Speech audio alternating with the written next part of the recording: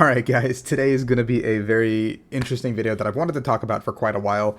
And a lot of players, I think, don't actually talk about this when we start a new format, like when a new set comes out. So today's video is all going to be all about how to prepare, like, or how I prepare. And I would consider myself a pro player, so I think how I prepare is like a very good indicator of how you should prepare heading into a new format. Like, for example, we just got Astro Radiance. So I know a lot of people are scrambling. We've got Milwaukee, we've got NAIC. People are trying out new decks. But where do you start? Like, what's the scope of everything? Like, what is the most efficient way to begin looking at stuff? How do I begin? Where do you know if you are doing things correctly? So today, we're going to talk about how I personally prepare when the beginning of a format hits, and why I think you guys should either emulate it or find your own thing that works using some of the tips I give you. And now if you enjoy this kind of content, obviously like, subscribe, and let me know down below what your, like, first thing you do when a new format comes out. Like, what's your go-to? What do? Do you just like slam a new deck? Do you just do you start looking at stuff? Like, what's your sitch? So first and foremost, I like to make a list, like a notepad of like all my ideas. Like, I'll literally go here, boom. I'll just open a notepad and I'll be like, okay, let's think about decks. Dialga is good. Dialga Bronzong. I'll be like, okay, Tapu Koko VMAX is pretty good. Like, let's think about that. Like, oh, Palkia, that's a new deck. Like, I'll start making a list of all the decks that I want to try, and then I'll start, thinking about. I wouldn't even start thinking about like the matchups. That's way far in advance. Like, that's just like, first I want to try these ideas and see if they actually work, and that's kind of like where I always start with the format.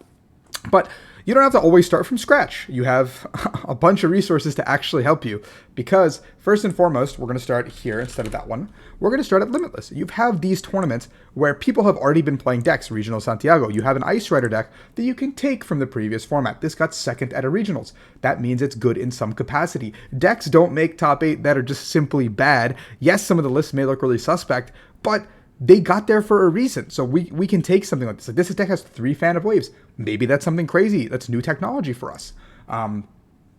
Maybe Joao's Inteleon VMAX deck could be good still. It's got the 4 Paths to the Peak. It's got the 3 Cheryl. It's got the Flynoid. Like, maybe this is something that we need. Like, there's like all this technology that we already have. And when you go into a new format, what players and people often overlook is that decks like Mew, decks like things that were already very powerful, are still very, very powerful. They don't go anywhere. They might get new tools. Other decks might get better tools. But these decks were good for a reason. So you have to always remember that these decks had some merit to them, and you can't just discount them. Something I've seen time and time and time again is, as we move to a new format, people will say a certain deck is dead. Why is a certain deck dead when it was literally just winning tournaments a week ago? Like, people are now saying that Mew is on like not a tier S deck, and I'm like, why? Just because Palkia is in the format? Like, why is Mew not a tier 1 deck anymore? Why is Arceus Inteleon not a tier 1 deck anymore? Just because Palkia is in the format? Like, what has changed so dramatically? And I think that's something that people need to understand, that doesn't change as rapidly as you believe it does. Following that, I always go to Ho-Oh News, or Ho-Ho News. Yeah, like the Pokemon. And it's a Japanese website that tracks a lot of the deck lists, what's been going on over in Japan. And yes, while Japan plays a best of 1 format that's completely different from what we do, they are playing I think exactly the same like standard format. So we can go to Pokeka deck recipe. I usually go to Champions Leagues. So what I would do here is go to Champion League Summary, 21-22 season.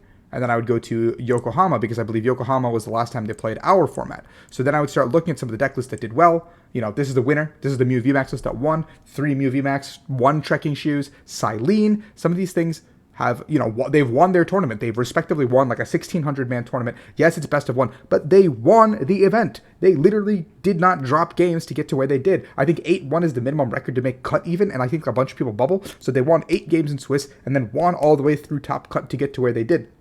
So these decks have some merit. So I usually start from some of these baseline ideas and take something like Surfing Pikachu. I think some players have already caught on to that, an idea that we can take and make work. Irida, Tool Jammer, cards like this in Battle VIP Pass in Starmie.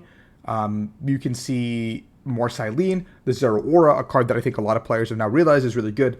Not because of their own accord, but seeing a list like this, playing the Zeraora and playing the Raikou to deal with Palkia is a way to kind of look at things. And you can see heavier Trekking Shoes in this list over here.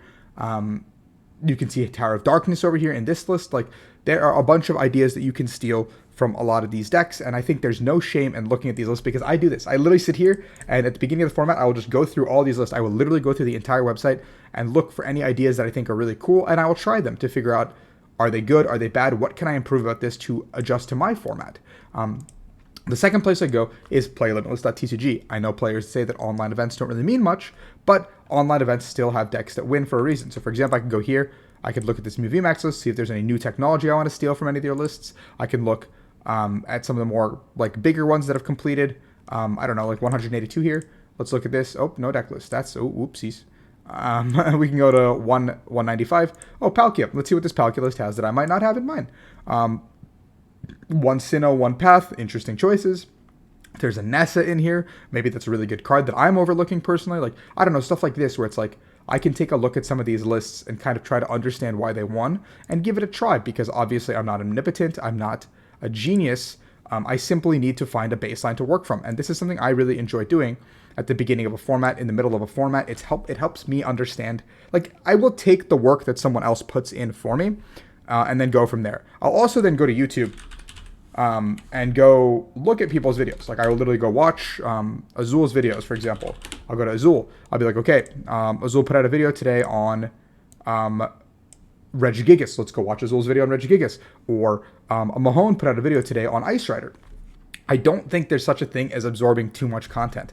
Like, you are never too good as a player to sit down and take content and absorb that information from other people that are better than you. And I firmly believe that there are players out there that are better than me, and I think I've not reached the peak of my game yet.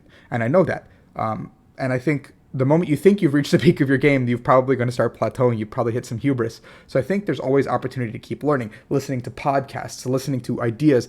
A player might say a certain card and explain why it's good. And all of a sudden something clicks in your own mind where this card suddenly has become better because of something they said. Or it might lead you to a different idea. Like talking to Sam Chen when we came up with our Urshifu list, we were debating like why are we just playing Arceus in this like Bird Box deck? Why don't we just play Urshifu in that slot? And all of a sudden our deck is better against Urshifu, like better against Mirror, like and cards like Mew Celebrations. Isaiah brought it up. You know, you listen, you absorb it. You have to get somebody to sell you on a card for sure. You don't just sit there and say this card is good because good. But you have to get someone to sell you on it and what the use case is. In a game of Pokemon TCG, you only have 60 cards to work with. And every single one of your 60 cards is so valuable that finding that 57th, 58th, 59th, that 60th card that can make or break your game is so unbelievably important. Now, with all that being said, I do think that the last thing that I do a lot during a format, beginning of format, whatever, like I will go to pkmncards.com advanced and I'll sit there and go, okay, we got Dark Patch. Maybe there's a Dark type Pokemon that's really good. Let's go Dark. Let's go Standard. And let's go look. Let's go look. Let's see if there's something I'm missing. Like maybe a card can be paired with Samurott. Like maybe there is a new card that's good. Or maybe there's an old card that gets significantly better with the addition of Dark Patch. Like, will Honchkrow be good? The answer is no. It doesn't answer anything for me. Let's go to the next one. Will Hoopa be good? Doesn't answer anything for me. Let's go to the next one.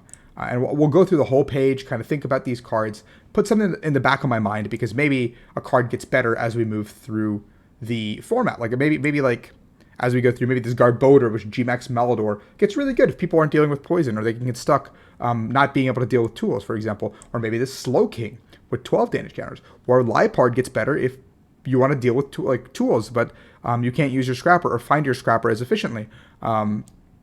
So it's always something to keep in the back of your mind when you're looking at cards, to not discount every card. Like, every card probably has a purpose somewhere. It's just that, is it good enough to play in the current format is the only question. So when you're putting everything together, you have to think about matchups at the very, very end of the day. At the beginning of the format, you're not going to know matchups. You're not going to know what you want to deal with, but you're going to have a good idea of a top 3, a top 4. People out there, pundits, analysts, whatever, your top players are going to be saying, you got to deal with Mew. You got to deal with Palkia. You got to deal with Arceus.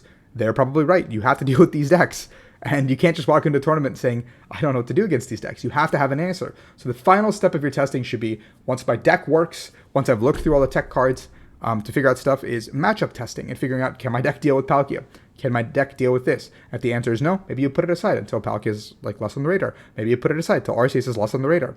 Like, we had a lot of cool ideas for EUIC, but we couldn't deal with Urshifu, so we put them all aside until we could bring them back, you know? Like, the ideas are not gone forever. You just kind of have to bring them back or cycle them in as the metagame shifts and develops. But at the beginning of the format, you don't really know what's going to happen, so I always vouch for playing the most consistent deck and the most, like, aggressive deck that can get a lot done in a small period of time. That being said, Milwaukee is not the first event in this format. We're going to see St. Kilda happening this weekend, or Melbourne Regionals, I guess. And we'll have a top 8 cast, so check that out. I think the Sableye, Mitch and Ellis are casting it together. So a dream team, a dream duo. Really excited to watch them cast. But then we'll see from there. That top 8 will now factor in heavily into what happens with the rest of the format. That top 8 is going to be very indicative of how we're going to move into Milwaukee, and Milwaukee's top 8 will be very indicative of how we move into NAIC, and then NAIC's top 8, barring anything changing for Worlds, will be very indicative for how Worlds will happen. So hopefully that helps you prepare. I wanted to keep this as quick and concise as possible for you guys, but that is how I, Rahul Reddy, a top trainer, prepare for Pokemon tournaments. And I think you guys should emulate some sort of that or find your own groove. I hope that's helpful. Please let me know if it's helpful or I'm just speaking into thin air, into a wall, whatever. But I appreciate all of you guys who watch. I want to make sure you guys become the best trainers. And next year, when Worlds is an open year from the beginning to the end, stick with me and I'll hopefully get you guys your Worlds invites. I promise you that.